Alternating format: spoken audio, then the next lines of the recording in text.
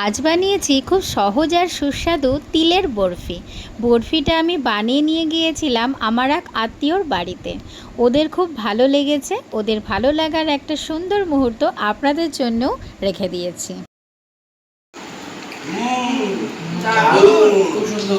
তিলটা dry roast করে তার অর্ধেক পরিমাণ চিনি দিয়ে মিক্সিতে ভালো করে ব্লেন্ড করে নিয়েছি। এরপর কড়াইতে দুধ জাল দিয়ে বেশ কিছুটা কমিয়ে নিয়েছি। দুধটা ঘন হয়ে এলে 4 চামচ আমুল দুধ আর 1 চামচ ঘি দিয়ে ভালো করে মিশিয়ে নিলাম। এরপর দিয়ে দিলাম ব্লেন্ড করে রাখা তিল চিনির মিশ্রণটা।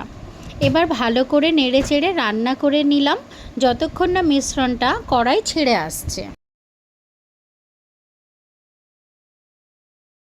কড়াই ছেড়ে এলে নামিয়ে একটা পাত্রে ঢেলে সেট করে নিলাম। ঠান্ডা হলে বরফির মতন পিস করে নিলাম। তৈরি হয়ে গেল সুস্বাদু তিলের বরফি। আপনারাও একবার বাড়িতে বানিয়ে দেখুন।